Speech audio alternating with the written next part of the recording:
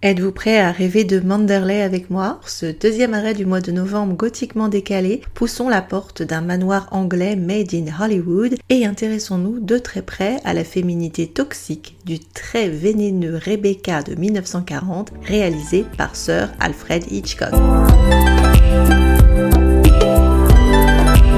Bonjour, bienvenue sur Décalé. Je suis ravie de passer un moment avec vous aujourd'hui à parler d'Alfred Hitchcock parce que ses films sont toujours très fun à analyser. À dire vrai, dans un premier temps, quand je faisais ma liste d'épisodes possibles pour ce mois gothique, j'avais opté pour Jane Eyre. Mais même si cette histoire sera forcément un jour au programme de la chaîne dans une voire plusieurs de ses adaptations, j'ai fini très vite par décider de le remplacer par ce qui pourrait être sa version alternative au XXe siècle, soit le roman de Daphné du Maurier, écrivaine anglaise que perso j'adore, paru en 1938 et dont les droits ont été tout de suite acquis par le producteur Selznick qui avait le nez creux. Ce sera le tout premier film américain d'Alfred Hitchcock, appâté par un accès à du matériel technique plus qualitatif que celui qu'il avait en Angleterre et qui sortait tout juste d'une adaptation d'un autre roman de Du Maurier, La Taverne de la Jamaïque. Et du coup, ce film va cristalliser pas mal des obsessions du maître du suspense que l'on retrouvera par la suite dans ses films dits majeurs. Hitchcock avait été passablement fasciné pendant le tournage de La Taverne de la Jamaïque par la relation entre Charles Laughton et Maureen O'Hara, la belle rouquine dont l'acteur s'était fait le Pygmalion. Et l'observation de cette relation semble avoir ouvert les vannes à Alfred dans sa manière d'aborder ses actrices et son désir d'en faire ses choses. Du coup, John Fontaine, qui jouera dans 2 des films de Hitch, peut être considéré comme le cobaye de ce qui deviendra la fameuse blonde Hitchcockienne de Bergman à Tippi Hedren en passant par Grace Kelly entre autres. Car si elle avait commencé sa carrière en 1935 dans la suite de sa sœur Olivia de Havilland, l'inoubliable Mélanie d'Autant n'emporte le vent, on peut dire que c'est Hitchcock qui transforme la starlette en véritable actrice et même en star en appliquant sur elle non-stop la méthode Charles Laughton sur le tournage de Rebecca, ce qui donne un effet troublant de mise en abîme par rapport au personnage joué par John Fontaine qui est censé être une jeune femme maladroite, malfagotée, complexée et innocente, une femme quelconque qui ne comprend pas par quel miracle elle a pu devenir l'élu du parti le plus désirable de la haute société. Un peu ce que Hitchcock a tenté de reproduire avec certaines de ses actrices qu'il élevait au statut de déesse à l'écran, mais qu'il passait parfois son temps à rabaisser et humilier dans les coulisses pour qu'elles se sentent perpétuellement inférieures à lui et reconnaissantes de l'attention qu'il leur prêtait. Pas très sain toute cette affaire. On n'était pas à l'époque encore dans ces dérives, mais on peut sentir l'amorce se mettre en place. Mais revenons d'abord sur l'histoire en elle-même. Dans le roman de Daphné du Maurier, succès immédiat de librairie à sa sortie, une jeune femme dont le nom ne sera jamais prononcé raconte en flashback sa rencontre sur la Côte d'Azur avec un riche veuf anglais du nom de Maxime de Winter, alors qu'elle servait de dame de compagnie à une américaine vulgaire et forte en gueule, pléonasme quasiment. Elle a 21 ans, lui le double de son âge, et il est, selon la rumeur, dévasté par le décès assez récent de son épouse, la fameuse Rebecca du titre du bouquin, morte noyée après une sortie en mer. Elle tombe folle amoureuse de lui et sans comprendre pourquoi ni comment, il la demande en mariage alors qu'elle s'apprêtait à suivre sans joie aucune sa patronne aux États-Unis. Après un mariage à la cloche de bois, vu qu'elle n'a pas de famille et une très courte lune de miel, la voilà donc propulsée Madame de Winter et maîtresse de Manderley, un manoir en Cornouailles connu dans tout le pays pour le raffinement de ses réceptions. Et là, c'est le drame. Cendrillon ne sera pas la reine du bal. Elle ne se sent pas à la hauteur de la tâche, mesurant à chacun de ses pas l'ombre imposante de la précédente épouse, dont la trace, et plus particulièrement les initiales, sont absolument partout. Le tout sous l'œil réprobateur de la gouvernante de la demeure, la redoutable Madame Danvers. Persuadée que son mari ne l'aimera jamais comme il a aimé Rebecca, la jeune femme va accumuler bourde sur boulette et envisage même le suicide, plus qu'un chouïa encouragé en ce sens par la gouvernante, quand soudain, la vérité sur la vie et la mort de Rebecca vont venir changer la donne. Le roman, tout comme le film, va sans peine pouvoir être associé au gothique. Comme je l'ai dit d'entrée de jeu, toute l'intrigue peut se rattacher à celle de Jane Eyre, qui appartient au genre gothique romantique. D'ailleurs, John Fontaine jouera comme par hasard quelques années plus tard le rôle de Jane dans une adaptation avec Orson Welles, presque comme si on n'aurait pas pu imaginer une autre actrice dans ce rôle si similaire. Dans les deux cas, on retrouve une héroïne narratrice désargentée qui se présente comme homme quelconque, mais forte de sa moralité, paysage brumeux, un manoir anglais aux sombres couloirs et plus sombre encore secret, l'ombre maléfique d'une précédente épouse nymphomane, un personnage masculin torturé par son passé et moralement pas net, les malentendus et les non-dits entre le perso masculin et l'héroïne, sinon c'est pas rigolo, la destruction finale du manoir par le feu afin de punir le personnage masculin avec castration symbolique, oui parce que le gothique aime beaucoup les déviances sexuelles, mais aussi beaucoup les castrations symboliques. Si on remonte plus loin dans les références, on est sur un archétype barbe bleue, mais à la sauce romantique. Néanmoins, je dirais tout de go que le personnage de Maxime de Winter est à mon sens bien moins engageant et bien moins sexy que le passionnant Edward Rochester, mais j'aurai l'occasion de vous en dire un peu plus sur ce très cher Max. Quand Selznick achète le roman, il insiste d'entrée de jeu sur le fait que l'adaptation doit coller au plus près du matériau source, rebaptisant pour le coup le terme adaptation en picturization, soit une mise en image. Pour lui, les spectateurs doivent retrouver fidèlement tous les éléments, dialogues et scènes bien connus du livre. Oui, ils ont acheté le livre, ils vont voir le film, ils veulent voir ce qu'ils ont acheté. Et en soi, c'est pas une mauvaise chose, d'ailleurs certains feraient mieux de s'en inspirer. Mais pour Hitchcock, c'est un tout autre problème. Et de fait, quand on change de médium, il est nécessaire de faire des adaptations. Il y a des choses dans les romans qui passent pas du tout au cinéma. Dans l'ensemble, le film va coller de très près à sa source. Mais il y aura certains changements qui vont être faits, certains dus au contexte de censure pratiqué dans le cinéma américain de l'époque, soit le fameux code Hays, et qui vont édulcorer assez considérablement le roman, et d'autres qui vont paradoxalement venir appuyer du sous-texte érotique qui n'était pas forcément développé dans le roman à l'origine. Pour résumer, on comprend dans le roman que la plus que parfaite Rebecca était en fait une sacrée salope qui sautait sur tout ce qui bouge ou bougeait sur tout ce qui saute, c'est comme vous voulez, dont l'assistante de Maxime et son beau-frère, et après avoir appris qu'elle était atteinte d'un cancer en phase terminale, et pour ne pas souffrir davantage tout en se permettant au passage une dernière vacherie de derrière les fagots, elle provoque Maxime en lui annonçant être tombée enceinte de son cousin. Pépère va réagir au quart de tour exactement comme Rebecca s'y attendait, et pour sauver l'honneur de sa famille et préserver Manderley d'un bâtard, il l'abat d'un coup de pistolet avant de maquiller le meurtre en noyade. Bref, elle a eu ce qu'elle voulait, une euthanasie assez costaud certes, mais efficace, mais surtout, comme c'est une saleté, la possibilité de fucker la life de son époux par-delà la mort. Bon, évidemment, tout ça ne va pas réjouir le code Hays, car même si l'époux a des circonstances atténuantes et que son manoir finit dans les flammes, ce qui n'est pas très sympa en soi, il s'en sort sans procès ni égratignure et peut donc continuer tranquillou bilou sa vie de meurtrier en compagnie de sa nouvelle épouse. C'est pas très moral tout ça pour le chaland américain des années 40. Du coup, le meurtre devient dans le film un homicide involontaire quand Rebecca fait une chute après une gifle de Maxime. Ouf, c'est pas un meurtrier. Impossible par contre pour le film de zapper la sexualité débordante de Rebecca, mais pour le coup, comme le vice est puni, on peut se permettre d'avoir une vicieuse. Cependant, on va suggérer plus qu'on ne va insister sur les coucheries avec l'assistant et on va pas faire de focus sur l'infidélité du beau-frère. Le roman n'était pas spécifiquement cru sur la conduite de Rebecca car c'est de la bouche de Maxime qu'on finissait par obtenir la vérité et bien sûr, ce bon vieux Max n'allait pas déroger à un certain sens de la dignité aristocratique anglaise, never explain, never complain, en nous donnant des détails bien salaces. Mais vous vous doutez bien qu'avec l'intérêt d'Hitchcock pour les perversions sexuelles en particulier et la sexualité en général, il allait bien trouver le moyen de faire la nique aux censeurs et ô combien. Donc réjouissez-vous chers auditeurs, je vais encore parler de cul aujourd'hui sur la chaîne. Et pour commencer, d'homosexualité. Le roman de Daphné du Maurier est-il queer? Ça se discute car oui, l'auteur était elle-même bisexuelle, pas que à l'époque ça se sache de notoriété publique, vous pensez bien, et même si une petite ligne fait référence au fait que Rebecca n'était pas normale, on n'est pas obligé de partir directement sur une interprétation de bisexuelle ou d'homosexualité refoulée ou non. Ça peut juste être le fait qu'elle est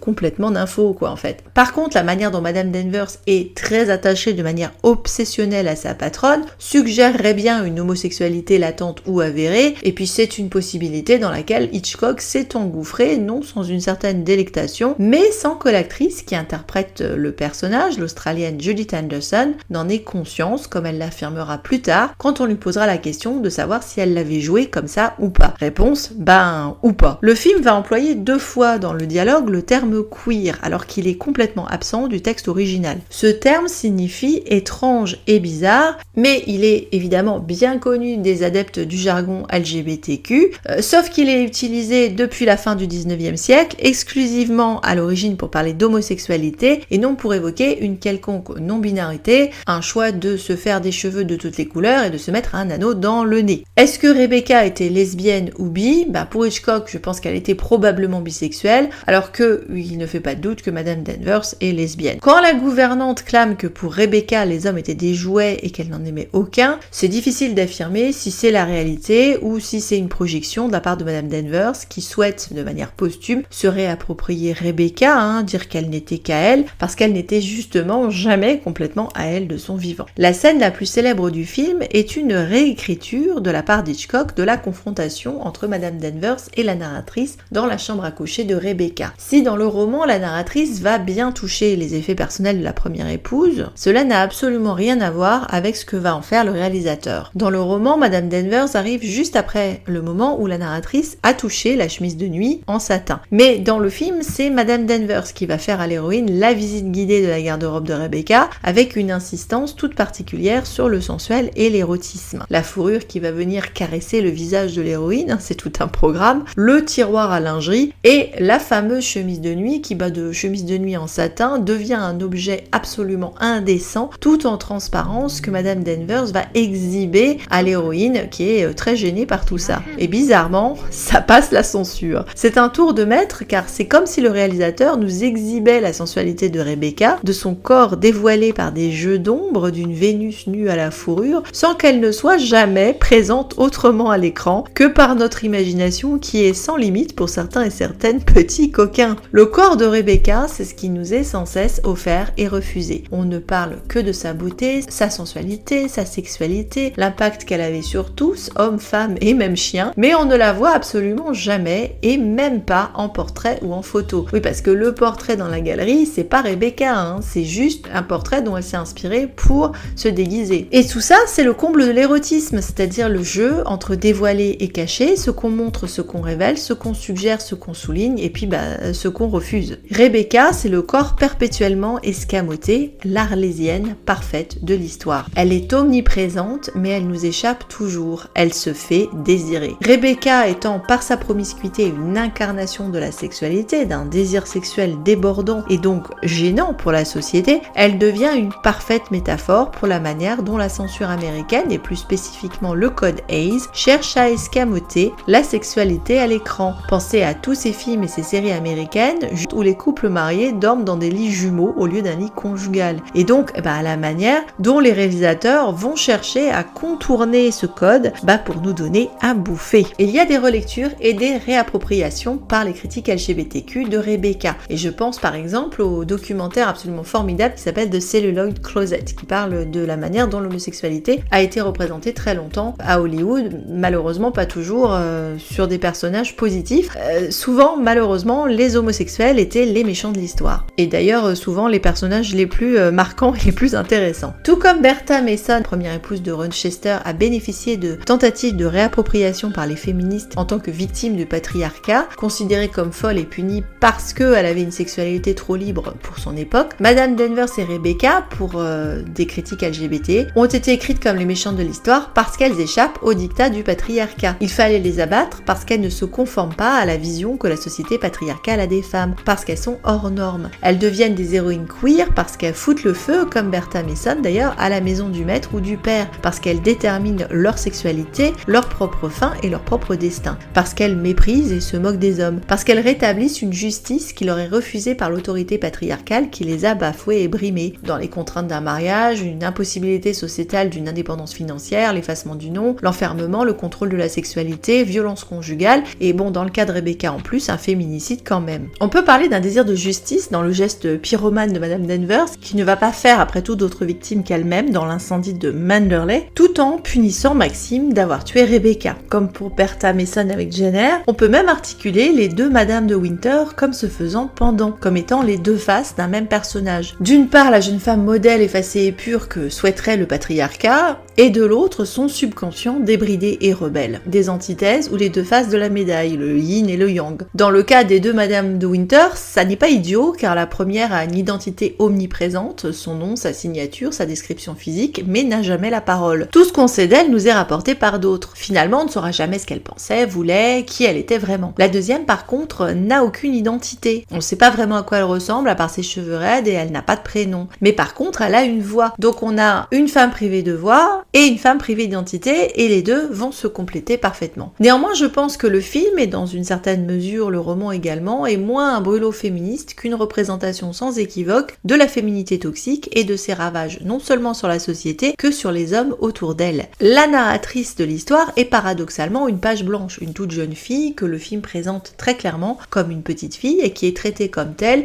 quasiment jusqu'au bout par Maxime de Winter, mais pas que, tous les autres personnages la traitent comme une gamine. Si son histoire est celui d'un parcours d'héroïne, un roman d'initiation, il est bien celui qui consiste à naviguer entre les eaux troubles de la féminité, encerclée par des repoussoirs qui du coup poussent l'héroïne moins à déterminer ce qu'elle veut être que ce qu'elle ne doit pas être. Parce que si on lui demande son avis à l'héroïne, elle aurait bien envie d'être justement comme la première Madame de Winter, ce qu'elle va articuler très bien tout au début face à Maxime dans la voiture, en lui balançant qu'elle rêverait d'être une femme de 36 ans avec un collier de perles, et qui va tenter plus d'une fois pendant l'histoire de se déguiser en dada, comme la petite fille qui met des vêtements et des chaussures trop grandes de sa maman. Elle va se déguiser, même parfois à l'insu de son plein gré, en Rebecca, ou en tout cas à ce qu'elle imagine être Rebecca, avec en résultat deux désastres. Alors d'abord la robe du soir, robe fourreau avec évasé tulipes et fleurs, probablement une robe noire, qui sur le papier pourrait être un croquis de Rebecca. Et puis la fameuse robe d'époque pour le bal costumé que Rebecca avait elle-même portée lors du dernier bal avant sa disparition, presque un an plus tôt. Mais à chaque fois on lui fait comprendre que ça lui va comme du rouge à lèvres à un poney, qu'elle est ridicule et qu'il faut qu'elle aille immédiatement se changer. Pire encore, alors que le but recherché est systématiquement le regard admiratif et par extension le regard de désir de son mari, dont elle doute de l'amour réel, et il faudra bien à un moment se demander pourquoi, tout ce qu'elle obtient de lui c'est de la moquerie, de l'indifférence et voire carrément du rejet. Elle voudrait être une séductrice, mais ça n'est pas sa personnalité ni ce qu'on attend d'elle, lui fait-on comprendre. Bref, alors que Rebecca était une créature toute sexuelle, la deuxième Madame de Winter est censée ne pas avoir de sexualité du tout. On veut qu'elle reste une mioche. Quelle femme a-t-elle autour d'elle pour se déterminer, alors qu'il faut le rappeler, un point crucial de son enfance est qu'elle a grandi sans mère, puisqu'elle a été élevée par son père. Du coup, elle n'a pas eu d'autres modèles de femmes que celles que nous allons avoir à l'écran, et qui sont au nombre de 4. Madame Van Hopper, sa patronne, Béatrice, la sœur de Maxime, Madame Danvers, la gouvernante, et Rebecca, la première Madame de Winter. Une première chose que l'on peut établir est que toutes les 4 sont présentées comme des femmes à forte personnalité, d'une grande liberté et modernité. Madame Van Hopper jouit d'une autonomie vraisemblablement de veuve, est à l'aise financièrement, n'a de compte à rendre à personne, voyage où bon lui semble dans les meilleurs endroits en fréquentant le gratin de la jet set et de la haute société. Elle n'a pas peur de dire ce qu'elle pense sans se soucier des conventions ni des sentiments de ses interlocuteurs. Béatrice appartient à l'aristocratie anglaise, mais est décrite par son franc-parler, son allure sportive, le fait qu'elle porte la culotte dans son couple, une femme qui aurait dû être le garçon de la famille, un garçon manqué. Rebecca est issue du même milieu privilégié, a un nom et de l'argent, une bonne éducation, elle va dicter visiblement les conditions de son union. Elle parvient à vivre une double vie de respectabilité en public, connue pour ses talents de maîtresse de maison, son intelligence et sa beauté, mais elle a gardé en privé toute sa liberté en menant ses histoires de cul et de cœur comme ça la chante et quand ça lui chante. Madame Danvers est la seule qui ait besoin de travailler pour vivre, mais elle régente visiblement tout son monde depuis la mort de Rebecca, peut semer la terreur d'un regard ou d'un haussement de sourcil, et étant célibataire ne tombe pas sous la coupe d'un patron. Même si elle travaille de facto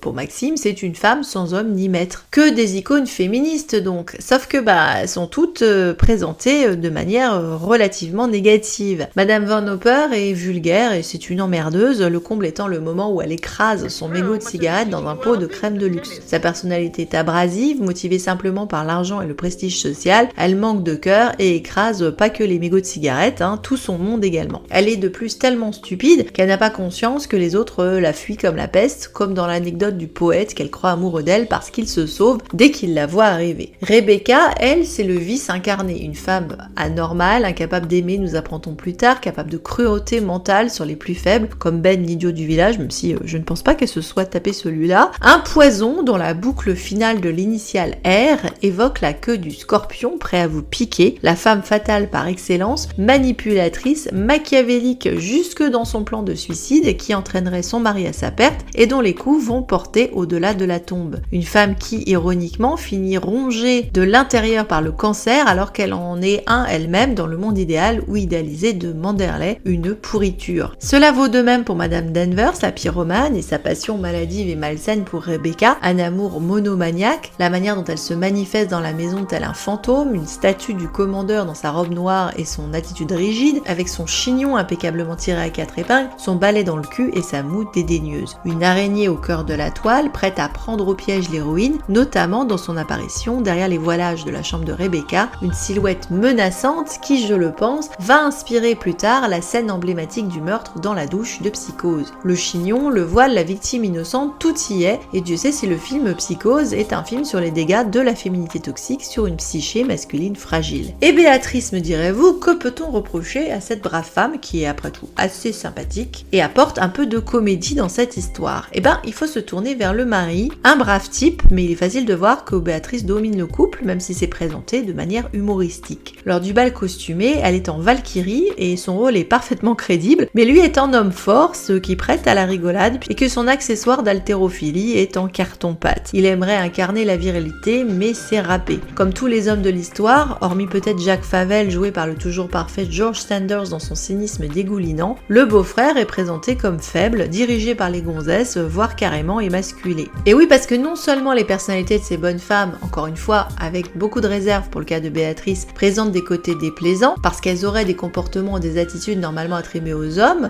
des femmes plus viriles que la norme le demanderait, elles sont surtout clairement castratrices pour l'entourage masculin. Rebecca laisse derrière elle un champ de désolation sur les hommes qui ont eu l'immense privilège de la côtoyer. Que ce soit le pauvre Ben, traumatisé par sa méchanceté, le très moral et gentil Frank Crawley, dont le nom est tout un programme, puisque Crawl veut dire ramper, et qui lui aussi est sorti brisé de sa relation avec Rebecca, parce qu'elle lui a fait trahir ses principes moraux et son amitié avec Maxime, et puis bien sûr, le perso masculin principal, le fameux George Fortescue Maximilien de Winter, que Madame Van Hopper décrit à juste titre comme un homme brisé, et qui est joué de manière inhabitée tout du long par Laurence Olivier qu'on a connu plus gaillard. J'ai longtemps d'ailleurs eu beaucoup de mal avec cette interprétation de ce pourtant magnifique interprète que j'avais un temps attribué à un désintérêt peut-être de sa part, dû au fait qu'il aurait souhaité avoir comme partenaire Vivienne Lee, avec laquelle il était alors en pleine passion amoureuse mais aussi en plein scandale. Autant dire qu'accéder au souhait de Laurence d'avoir Vivienne en partenaire aurait été une connerie monumentale qui m'étonne même franchement de sa part, car Vivienne Lee et sa beauté étourdissante auraient été bien mieux castées en Rebecca qu'en Falotte, deuxième épouse. Il me semble aujourd'hui que cette interprétation de Maxime par Laurence Olivier est bien plus juste que je ne l'avais cru pendant longtemps. Maxime est un personnage qui nous échappe, ainsi qu'à l'héroïne, qui ne le comprend pas très bien. Dans la comparaison habituelle avec Jane Eyre, il ne peut qu'être décevant, parce que ce n'est pas du tout le même personnage. Rochester est présenté comme une force de la nature, un ténébreux avec un charisme sexuel, qui a des aventures et des désirs, peut-être même un peu trop, et en cela très éloigné du très comme il faut, très guindé et peut-être même très chiant Maxime de Winter, qu'on peut légitimement soupçonner d'être impuissant. Pourquoi ?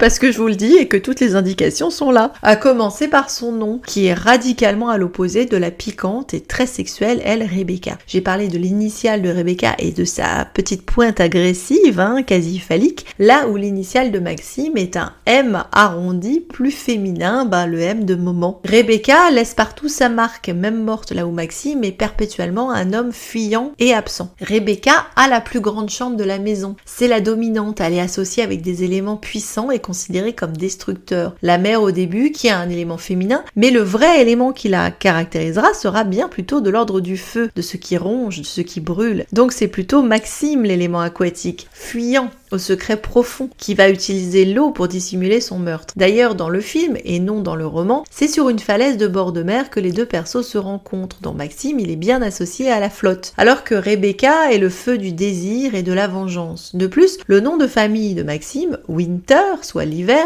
renvoie à la glace, au froid, par opposition toujours à la brûlante Rebecca. Et si on couple cette image glacée avec le prénom du personnage qui, au lieu de se développer comme il devrait l'être, se trouve réduit à son point ultime par Rebecca qui l'appelle Max, là où lui préfère Maxime, la castration et l'impuissance sont quasiment une évidence. On sait que comme tout le monde, Maxime était au début très amoureux de Rebecca. Mais pendant la lune de miel, quelques jours seulement après le mariage, Rebecca va faire le choix de se confier sur sa vraie personnalité à son mari et le couple va vivre séparés de corps. En tout cas, bien que vivant ensemble, ne vont plus jamais avoir de relations sexuelles. Il n'est pas difficile d'imaginer que le couple n'étant pas arrivé à consommer parce que Maxime de Winter a des problèmes érectiles ou est tout simplement un glaçon dans le plumard, Rebecca, frustrée, a préféré retourner à ses démons et ses propres désirs que de se satisfaire d'une union justement pas du tout satisfaisante. Et là, c'est le mariage même de l'héroïne qui va nous amener fortement à conserver cette hypothèse, en particulier à cause de ce qu'elle ne nous dit pas, et la raison pour laquelle elle reste convaincue pendant toute l'histoire que son mari ne l'aime pas autant qu'il pouvait aimer sa première épouse. Et ça, c'est ce qui se joue dans la chambre conjugale. Il est très difficile d'imaginer ce couple comme un couple charnel. Donc je pense que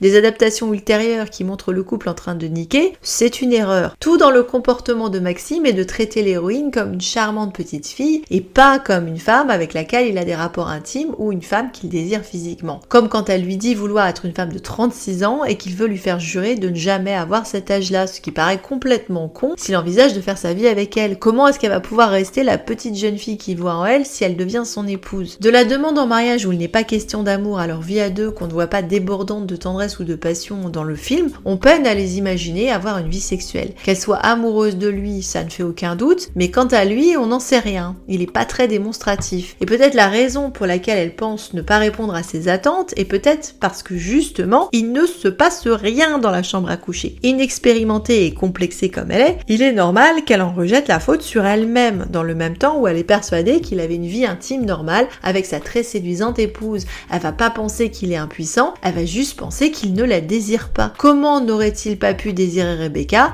et comment pourrait-il se satisfaire d'elle qui, ne se trouve pas sexy du tout? Avant le moment où Maxime confesse à l'héroïne n'avoir jamais aimé Rebecca et être responsable de sa mort, qui est le moment où le couple va échanger un vrai baiser d'adulte, le seul moment de tendresse authentique ne nous est présenté que par un effet de mise en abîme lorsque Maxime et sa femme visionnent les rushs de leur très court voyage de noces. Ce qui devrait être un moment de joie, c'est-à-dire le partage de souvenirs heureux, va tout de suite virer au vinaigre alors qu'intervient un incident lourd de symbolique, celui de la statuette de porcelaine brisée. Tandis que le couple s'amuse à revoir des scènes assez complices et détendues où chacun va faire le pitre à tour de rôle, le majordome puis Madame Danvers viennent s'enquérir de la disparition d'une pièce de collection que l'héroïne a brisée par accident et maladroitement cachée dans le fond d'un tiroir comme une gosse qui a peur de se faire disputer par ses parents. Or, cette statuette est un Cupidon, le symbole même de l'amour, même plus spécifiquement de l'amour érotique. Peut-il être réparé? Ah non, ça va pas être possible. Alors que le couple continue de visionner les rushs, l'humeur a changé et ce alors même que s'affiche normalement le moment où le couple s'est enfin filmé ensemble et s'embrasse assez chastement quand même comme un couple de jeunes mariés.